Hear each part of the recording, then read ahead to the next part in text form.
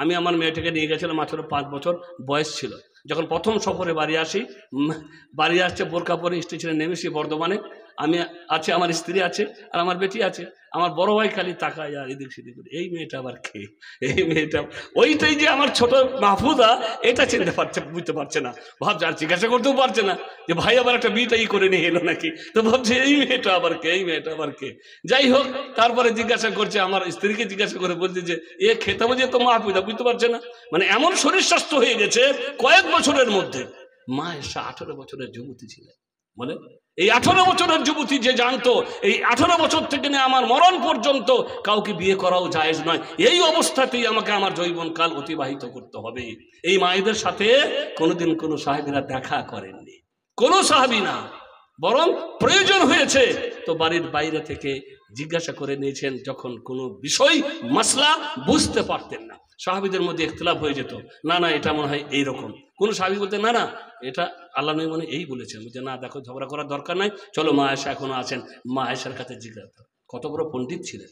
তখন সাহাবারে গিয়ে মা আয়েশার কাছে দরজার কাছে দাঁড়িয়ে বলতেন, এই বিষয়টা নিয়ে আমাদের মধ্যে একটু মতভেদ সৃষ্টি হয়েছে। তখন মা আয়েশা বলতেন, না ব্যাপারটা এই, মশলাটা বলে দিতেন। তারপরে বলতেন, সাবধান হয়ে যাও, এখন থেকে তোমরা যদি ভুলতে শুরু করো তাহলে দিনের তো অনেক বিষয় তোমরা ভুলে যাবে, সাবধান করে দিতে শুনতো।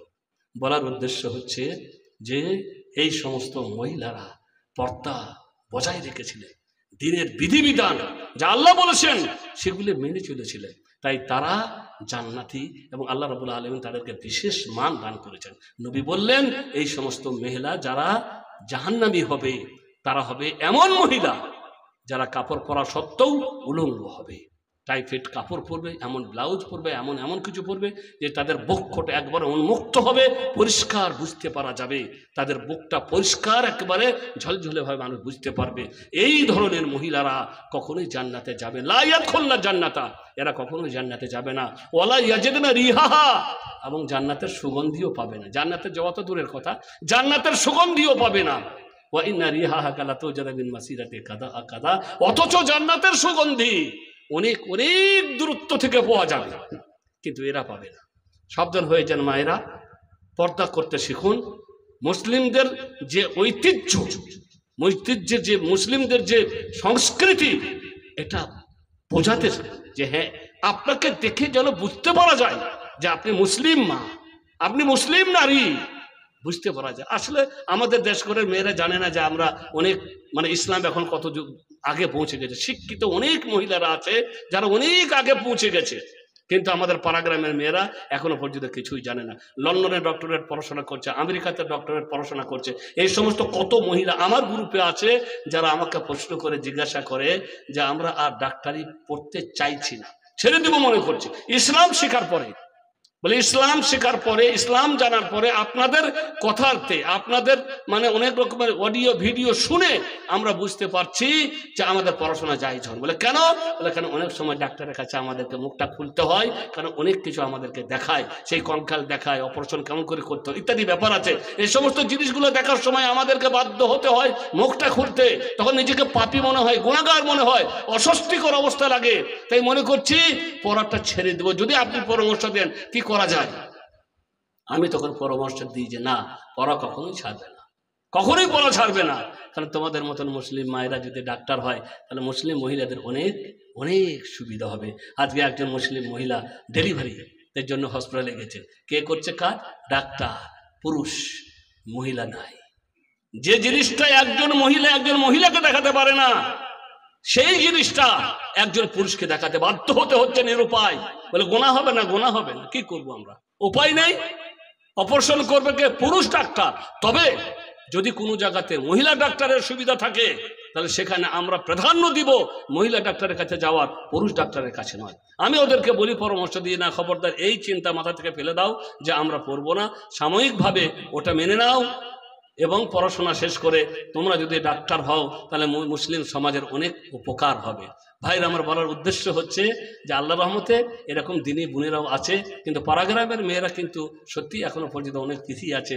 এরা অনেক অনেক পিছিয়ে আছে, যার কারণে বেশিরভাগ এখন বেশির অঘটনগুলি এই পাড়াগ্রামের মেয়েরাই করতে আছে। অঘটন মানে হচ্ছে ওই যে পালিয়ে যাওয়া, বিয়ের আগে যে পালিয়ে যাওয়ার কেসটা যে কত, বাপ রে বাপ, বলার শেষ নেই। সব ধুমধাম চলছে, একেবারে বাবাই অংশ করতে মানে কত রকমের আয়োজন, কত রকম কি সব চলছে।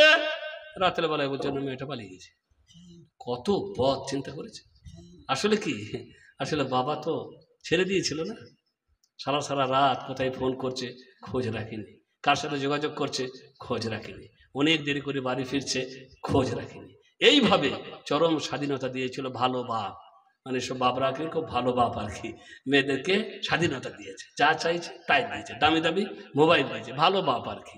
এই ভালো বাপরা এত ভালো হয়েছে, এত ভালো হয়েছে, তারপরে এবারে মেয়ে যখন রাতে পালিয়ে গেল, সকালে এবারে মুখ লজ্জায় মানুষের কাছে মুখ দেখাতে পারেন, কিন্তু এখন আর মুখ দেখাবার ব্যাপারটা আর নাই, কারণ এত পালিয়ে গেছে, এত পালিয়ে গেছে। আমি নিজের পাড়ার কথা বলছি, একই পাড়াতে 5 জন পালিয়েছে, মনে করি 5টা মেয়ে, তাহলে ওই যে 5 জন, ওদের আর লজ্জার ব্যাপার আছে? একে অপরের সাথে বসে আরামে গল্প করবে, ওরও মেয়ে পালিয়েছে, আমারও মেয়ে পালিয়েছে, ওরও মেয়ে পালিয়েছে, মানে পালাতে পালাতে গ্রামে যদি আমি হিসাব করে বর্তমানে দেখতি, তা না হলে 50-60 ঘর এমন হবে যাদের সকলের মেয়ে পালিয়েছে। তাহলে কে কার কথা বলবে? দুঃখ ভরা নিয়ে বলতে গেলে দুঃখের কথা, আর দুঃখ ভরা নিয়ে বলে আবার দুঃখের পুকুর আছে। অতএব ওই লজ্জাটুকুর আর পাবারও কোনো দরকার নেই, কারণ সবাই আমরা এক হয়ে গেছি, সবারই মেয়ে পালাতে শুরু করেছে। সাবধান আমরা হচ্ছি না, সাবধানতা অবলম্বন করছি না আমরা, এত কিছু হওয়ার পরেও, এত হয়ে যাচ্ছে তারপরেও আমরা মেয়েদেরকে স্বাধীনভাবে ছেড়ে দিচ্ছি। সাবধান হয়ে যান, কাল কিয়ামতে আপনি বাবা হিসাবে আল্লাহ আপনাকে ছাড়বেন না। কুল্লুকুম রাইন ওয়া কুল্লুকুম মাসউলুন আন রাইয়াতিহি, আর রাজুলু রাইন ফি আহলি বাইতিহি ওয়া হুয়া মাসউলুন আন রাইয়াতিহি। প্রতিটি মানুষ একে অপরের দায়িত্বশীল, এবং তাদেরকে কাল কিয়ামতের মাঠে দায়িত্বশীলতা সম্পর্কে জিজ্ঞাসা করা হবে। পুরুষ তার পরিবারের দায়িত্বশীল, এবং তাকে কিয়ামতের মাঠে তার পরিবারের দায়িত্বশীলতা সম্পর্কে জিজ্ঞাসা করা হবে, ছেলে মেয়েদেরকে কেমন করে মানুষ করেছিলেন। পড়াশোনার ব্যাপারে আমরা ঠিক খোঁজ রাখছি, টাকা পয়সা দিয়ে টিউশনি করাচ্ছে, আবার টিউশনের ব্যাপারে সমস্যা। কাকে টিউশনি দিচ্ছে? একটা বেটা ছেলেকে, যুবক বেটা ছেলে যারা পড়াশোনা করে চাকরি পায়নি, তাদের কাছে যুবতী মেয়েরা টিউশনি করছে। বুঝতে পারলেন? একই কখনো কখনো ঠিক এগো, হ্যাঁ তাই কখনো হয় নাকি? এই যুবতী মেয়েরা যুবকের সাথে বসে বসে টিউশনি করবে। একজন যুবক, এই যুবতী, কোনোদিন না কোনোদিন অঘটন ঘটবেই। বাবা সাবধান হচ্ছে না, যা পড়া কোনো ব্যাপার নাই, মন ভালো হলেই ভালো আর কি, কিন্তু মন ভালো হলেই ভালো, ওনার মন নাকি খুব ভালো। রাসূল করিম সাল্লাল্লাহু আলাইহি ওয়াসাল্লাম বিশ্ব মানবতার এমন মানুষ যার মন ছিল সব থেকে পরিষ্কার। আল্লাহ নবী বলছেন, আমি জীবনে কোনোদিন কোনো মহিলার হাত স্পর্শ করিনি। তার থেকে পবিত্র মানুষ দুনিয়াতে আর কেউ ছিলেন? তার থেকে পরিষ্কার মানুষ দুনিয়াতে আর কেউ ছিলেন? তিনি বলছেন, আমি জীবনে কোনোদিন কোনো মহিলার হাত স্পর্শ করিনি। বায়াত করতে এসেছে, কথা বলতে এসেছে, মাসলা জিজ্ঞাসা করেছেন, বাস মৌখিকভাবে সবকিছু হয়ে গেছে, কিন্তু আমি কোনোদিন কোনো মহিলা। কেন আল্লাহ নবীর ভয় ছিল নাকি যে আমি ফেসে যাব? জি না, শিক্ষা ছিল আমাদের জন্য। এটাকে তুচ্ছ করে দেখবেন না, পড়ান মেয়েকে, কিন্তু এমন জায়গাতে পড়ান যেখানে কোনো বিপদ যেন না হয়। কত পড়াবেন, কি করবেন? চাকরি করাবেন না? দরকার কি আছে? তার স্বামী, তার খরচ, খাওয়া, তার পড়া, তার থাকা, তার বাসস্থান স্বামীর দায়িত্বে যাবে। আপনি এত পড়িয়ে কি করবেন? কলেজে যেখানে আপনার কি বলে, আমাদের এখানে যৌথ শিক্ষার ব্যবস্থা, আলাদা আলাদা শিক্ষার ব্যবস্থা তো নেই। সৌদি আরবের সব শিক্ষা ব্যবস্থা আলাদা আলাদা, পুরুষদের মাদ্রাসা আলাদা, ছেলেদের মাদ্রাসা আলাদা, মেয়েদের শিক্ষা ব্যবস্থা আলাদা। একটাও পুরুষের কোনো ওখানে ছটা পর্যন্ত ছায়া পর্যন্ত থাকবে না। শুধুমাত্র বাবারা যায়, গাড়ি করে মেয়েকে নামিয়ে দেয় আর চলে যায়। আমিও করেছি এই কাজ।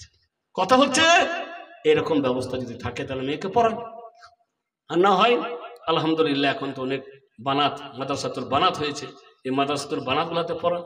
তবে এগুলো তো অঘটন ঘটেছে বা ঘটছে, এগুলোও কমলোই আর কি, কেন মৌলবীরাও তো আবার কম না, এরাও ফাঁক পেলে এরাও কম বদমাস নয়, মনে করেন না? এরাও বড় দুষ্ট, বড় বদমাস। এই জন্যই রাসূল করিম সাল্লাল্লাহু আলাইহি ওয়াসাল্লাম বলেছেন, এই মৌলবীদেরকেও আল্লাহ তাআলা ছাড়বেন না, জাহান্নামের আগুনকে উত্তপ্ত করবেন এই মৌলবীগুলোকে দিয়ে।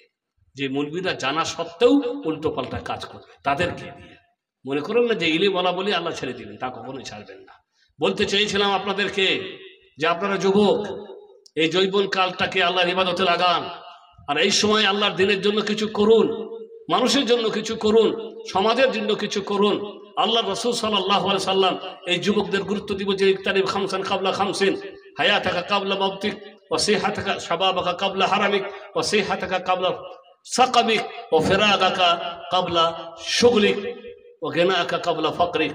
পাঁচটি জিনিস আগে, পাঁচটি জিনিস আসার আগে